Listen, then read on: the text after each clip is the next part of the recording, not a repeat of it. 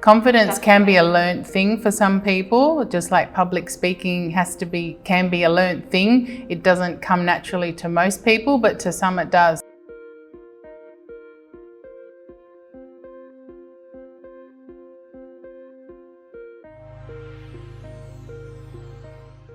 Sure, thanks Aisha. Yes, so I started, I guess Qantas was my first real technology role. And I knew growing up that I wanted to do something in IT. So I guess pursuing that dream and being a bit lucky, I think, being in the right place at the right time sort of led me to my first opportunity at Qantas. I started there on a 6-month contract. And that was extended and extended, and then I ended up staying there for over 13 years. So I guess it was always something that there was a lot of learning involved. It's very different now, where there is so much automated and so much automation in place. Back then, any keystroke that had to be entered, we had to basically learn and remember. So it was quite manual, and there was a lot of study involved. Not to say that there's not a lot of study involved now, but it was very different back then. Not as much automation. Automation was just picking up and booming around that time in the 90s. So very different now, whereas now you press a button and everything happens. Back then, it was pretty much learning the commands, to do anything. In the mainframe world where I started. So you wanted to study IT for a while, but what did IT look like for you back then? Because now it looks like, learning Python, learning about functions and more high-level programming things. So what did IT look like for you in university and school? I guess there was a lot of maths and programming involved, and I guess moving into Qantas, I did have an opportunity to to do the particular really technical courses in programming, but it was very, intense from a keystroke perspective. Like I said, automation didn't exist as much as it does today. So really getting to the crux of how to program, and really just looking at the types of programming that I was interested in. So I did some real hardcore programming for the reservation system. Very, very different now, assembler and things like that. So very different. So did your role change over time? It did. It did because I pursued the change, and it did, I guess, through the experience that I gained over the time there. I was always looking to better myself, always looking to improve, how I did things, what I did. And I guess there was a lot of opportunity. And I guess, whether it was back then or now, one of the key takeaways for me is where there's opportunity, chase it. If you want to do something, pursue that wish. Be curious. I was always curious and wanted to be involved in anything that was up and coming project-wise, or any chance I got really to do something above and beyond what I was there to do. So it did change, and I was, I guess, the instigator of that change for many of my roles. That's very inspiring to hear, the fact that you mentioned you went after the change and it just didn't happen. So regarding your career transitions, what exactly did you study at uni, and how did it help you with your career after that? So I basically was doing an arts degree majoring in business computing. And after 2 years, I decided I wanted to do something different, and I did a private programming course. I knew I wanted to be in IT, but I wanted to pursue something outside of university. And then I was lucky enough to be placed in that contract role at Qantas. And that's where I guess I started from the bottom, doing menial tasks in a data center, and then I just learnt. I learnt what to do. I was lucky enough to have the opportunity to work through some various departments, and we all have to start somewhere. So I guess what I learnt back then has been quite fruitful in the way my career evolved, because it was the core of operations, the very beginning, working in a tape library where there's humans managing tapes and media, whereas now we have robots and things doing that. So it was, again, that transition obviously gave me the opportunity to learn about how it was done. I can sort of laugh at myself now because it doesn't get done that way now. But like I said, we have to start somewhere, and I moved and I learned and I grew from there. And you also mentioned that you actually went out and decided to try different things. So what was it that kept you in that mentality? Because I noticed that a lot of young people in computer science are sort of afraid to be like, let's try to do something different, or let's try to apply something in a way that this hasn't been applied for. So what was there any particular thing that made you go, let's go and try something different? And would you give any advice to somebody who wants to do that? I guess the advice I'd give is just do it. Be curious. If you think you might be interested, give it a go. I think we don't know until we try. So I think doing something different for me has proven quite fruitful. As I said, it's given me the stepping stones and the opportunities to say, yes, I'd like to pursue down this path or not. So I think for me, having a choice was really important. And I know when I started working, I didn't know that I wanted to be here today doing what I'm doing. But I guess everything evolves, and everything you do just adds to your portfolio or your toolkit of what you learn and what you use ongoing through the years. And would you have any advice on knowing where to look for these opportunities? Because a lot of times young people don't really know where to look or who to ask. Or do you think that just comes with time, and, if an opportunity comes up, just have an inclination to say yes? So how do you plan on being, more proactive rather than sort of accepting what comes to you? I think being resourceful is key here. And by resourceful, it's not just the technology that might exist through the internet. I mean, the internet is just, our encyclopedia, I guess. Use your network, use people with experience, listen to their stories, read, follow the path of someone rich and famous and look at their learnings. I mean, we've got a lot of, people to aspire to out there who failed fast or have been successful. So I think learning from other people is key. Learning from the good things they've achieved, and also learning from mistakes, even our own mistakes. I mean, that probably makes us who we are today. Through learning what we could have done differently, or where we failed, or where we didn't quite achieve what we wanted to. So I think using your network, using the fruits of the internet, and following people that you aspire to, and understanding their career is quite useful. But you've got to give it a go. You've got to be curious. Yeah, I agree with that 100%. I notice that the type of people that I surround myself by I end up changing like what I want to do the next day. And it's really important to have people who are better than you, or who can point out constructively how to do things. So with regards to that, did you have any particular mentors that really helped you early on in your career? Or not even early on, but just generally starting out in your career?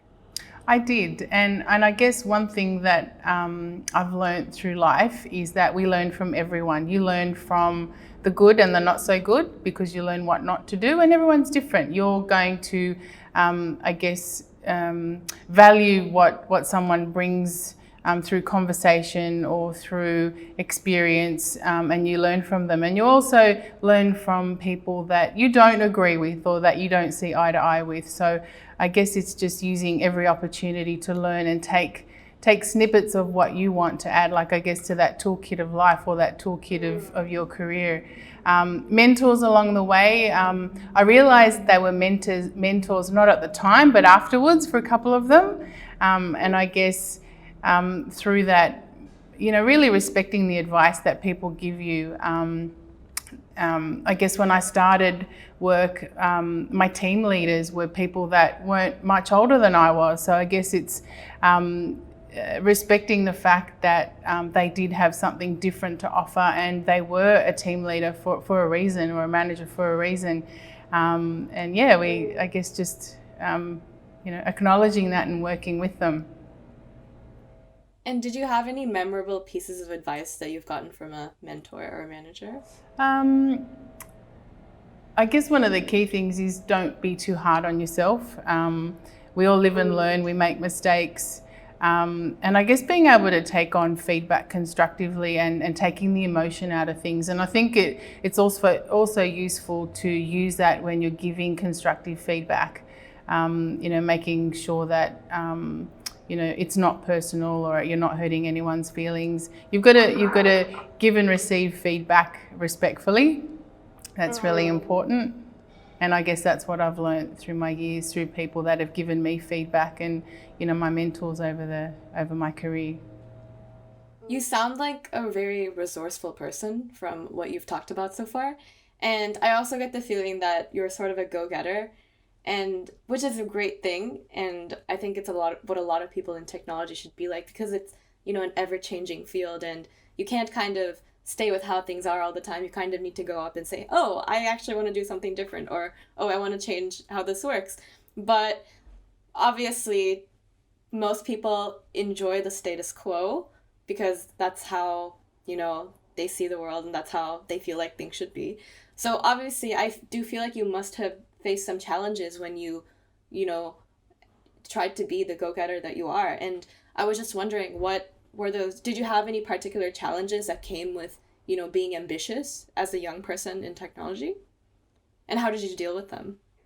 I guess for me, being ambitious was always something that was in me. But with that, I didn't know what I didn't know at the time. So to be ambitious is one thing.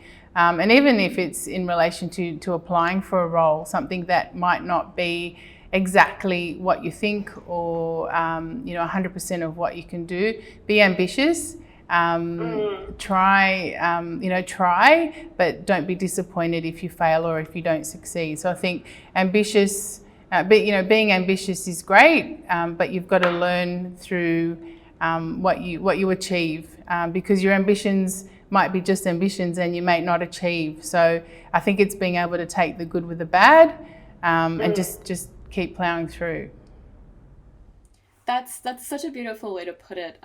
One thing that I have noticed is that sometimes people who are ambitious, obviously, like you mentioned, and being ambitious is such a great thing, and if used constructively can be so powerful. But I have noticed that there were instances where sometimes people would associate their success in their ambition completely with their entire identity. So for example, if they went after something and it didn't work out, they would say something like, oh, this is my fault, I can't do anything, I'm a failure. So, but it sounds like you are very good at separating your ambitions with who you are as a person. So what advice would you give to somebody who is very ambitious and wants to make a change, but still, kind of wants to keep their own personal identity separate from their achievements? I think never underestimate the power of you, and that comes with being successful or not, and just be mindful that we may not always achieve what we want to, and our dreams and aspirations might not come to fruition. So I think it's just keep trying, and it might change your path. You might pursue something and then you realise that, hey, it's not quite right for me, and you keep going. So another question that I had regarding your career was, it sounds like you kind of juggled many different things, because you're obviously very good at communicating, but you're also very technical, and you started out as somebody technical. So one thing that I sort of find challenging is that somebody with a mostly technical background that does communication and public speaking, but it's still in technical content, I find it kind of hard and a little bit anxiety-inducing to lead big teams, because I joined my computer science club at the University of Melbourne, and I sort of started leading more people, to organize events and reaching out to people and creating technical content.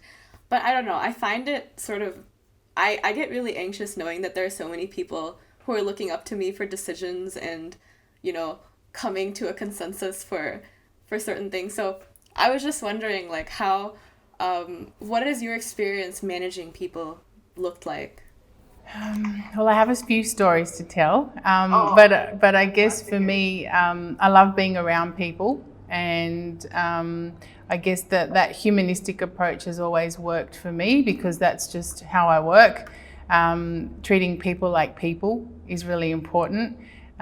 Without people, nothing can get done. So I think being respectful of that, and I've had the privilege of leading some great teams, and it's all about the people. And I think building relationships and really getting to know people and how they work and what they do is important. It matters a lot to me that I understand who they are as a human and what they do. And I guess in my current role, looking at all the great things that we're doing at Interactive, and also looking at how we can improve. So I think, you know, the people part of me, or the people side of me, loves that. Like I said, being around people is what inspires me. So I like to inspire, and I love being inspired by people. And I'm lucky enough to have great people around me that do that every day, inspire me to be a better person or a better version of myself, and to look at challenges as opportunities, because that's one thing that's a constant. You know, change is a constant, and in technology, change is something that happens all day, every day. Things break, things don't work, we make mistakes, and I think being able to deal with that is so important. You know, shining when things go wrong, that's one thing that my teams always hear me talk about, making sure that we know what to do when we have to, and just learning from those things, and turning everything into an opportunity is something that, you know, one of my mantras. And is that something you've always wanted to do, leading people? I think I did. I was always keen to be the instigator of something, whether it was party planning or, you know, leading a project, or so, you know, I like to lead, and I'm lucky enough to have learnt from some good leaders as well. So I think I did, and it just sort of came naturally as I moved around and went into various roles through different organisations. So it's something that I love to do. So if there was one piece of advice that you would give to young people who want to be leaders in technology, such as yourself, what would that one piece of advice be? On how to be a good leader, specifically. I think chase your dream, be compassionate and be patient. Sometimes we learn from not knowing things, but you've got to give things a go. And if being a leader is something that you aspire to do, be resourceful, teach yourself, learn from others, do as much training as you can, read up on things, follow people in the industry, and you'll pick up snippets from what they do or don't do. And again, you've got to tailor it. Everyone's different. We all have our own personalities and our own style. And I think building a brand for yourself in your own mind is really important. What sort of leader do you aspire to be? What sort of leader do you want to be? So it's all about making it your own, and pushing through with you know, the qualities that you want to be remembered for, I guess, because you've got to love what you do. What qualities were that for you? Like, what do you want people to remember you as? I think someone recently said that you know, they see me as a pace setter, which I found you know, a bit of a, you know, it was a compliment, and I think you know, setting a standard is really important, and being able to communicate an expectation, and coming into a, you know, a different team or a different organisation. You've got to understand how things work or what can be improved, and it'll take time. And I guess that's where the being patient comes from, and, you know, allow yourself to learn. You know, I learn every day. I learn from my teams, from my colleagues, from my peers, from my superiors. I learn every day. So yeah, being patient's key. Leading on to sort of another question is, I'm sure you're well aware that women in technology at this point in time are very severely underrepresented. So right now in technology, 1 in 5 technologists are women, and this number drops to even lower numbers in executive positions. And that number is around 1 in 20 women are in executive positions. So I was curious to know that as your career over time, did you face any setbacks as a woman in technology? You know, when I first started, there were a lot more females in technology. You know, in the shift environment that I worked in for many years, there were a lot more females. I guess it's quite different now. I see the difference where there aren't as many, unfortunately.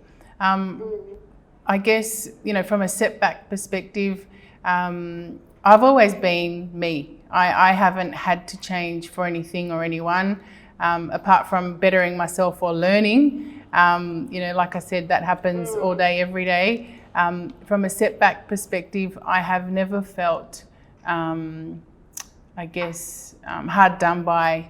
The technology industry, yes, is I guess male dominated, in any role that I've recruited for, there's always been more males than females applying for those sorts of roles, and I guess one of the key things that I've been following through the graduate programs that I've been involved in, where my organisation has taken on graduates, is really what universities are doing to try and uplift the visibility of technology, and encourage females to, participate in degrees in IT, to I guess join the industry. So it's different. There's still, for me, it's, being able to have a diverse mix of people in my team, in any organisation, is really important. So yeah, I guess it's calling it out and making sure that we are doing something to encourage more females to apply for roles or join organisations at various levels, especially in the senior roles. So were there any specific setbacks that you faced as a result? Personally, no. Anything that I've, sometimes I think in life I've always had to learn the hard way, but I don't feel it's because I've been a woman. I guess, I've failed, I've been unsuccessful, I've done some great things, I've been successful, so it's all part of my journey. But I couldn't sit here and tell you that I've had a setback because I've been a female. I do feel like some problems can be attributed to the fact that a lot of social roles and a lot of career roles are sort of shaped for men, in the sense that, at least when I grew up, a lot of times my parents would say, oh, you should go into medicine, or you should go into biology specifically, because that's more of a feminine role.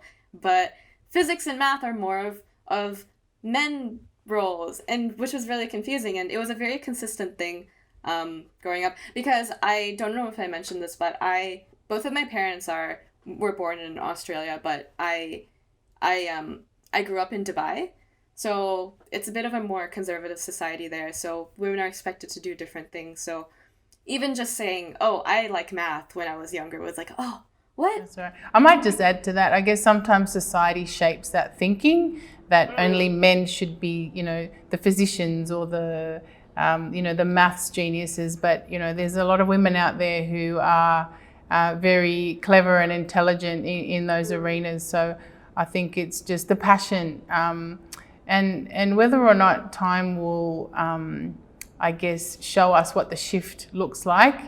Time will tell, but it's definitely something that we need to make sure is well balanced, well rounded from from primary school through to high school, and encouraging children, either males or females, to pursue what they're passionate about, and encourage people to chase their dreams.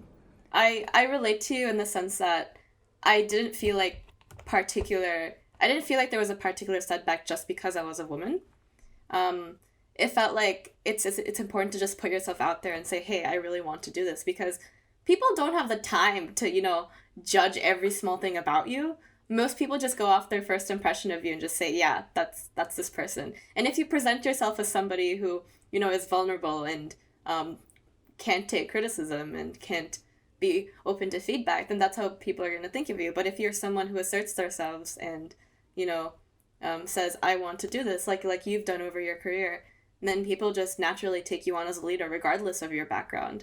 Confidence has a lot to do with that, and confidence can be a learned thing for some people, just like public speaking can be a learned thing. It doesn't come naturally to most people, but to some it does. So I guess for me, it's always been, I've had the confidence to talk about the things I know and what I'm passionate about. So that comes with, the patch that I lead or the technology that I've worked with for so many years. So building that confidence comes with experience. Building that confidence comes with stretching yourself. So I guess, that's another thing that, is a key takeaway through my career. You're more confident in the things that you know, and naturally less confident in the things that you don't. And that's just something that for me is a given. And it sort of pushes me or forces me to find out more about a particular topic so that I can be comfortable and more confident in speaking to it or understanding it conceptually or otherwise. It sounds like you've had a really great career, and it's really great to see that you haven't let certain labels define you, but just presented yourself as you are with confidence, with merit, and just went on with your career. And I think that's something that a lot of young people, especially myself, can look up to. And just with this 30-minute conversation, I do feel like I've learned a lot. So thank you so much for your time and all of the insight into your experiences. You're welcome, Ayesha, and I wish you all the best in your career. And like I said, never underestimate the power of you, and stay curious and keep smiling. Thank you.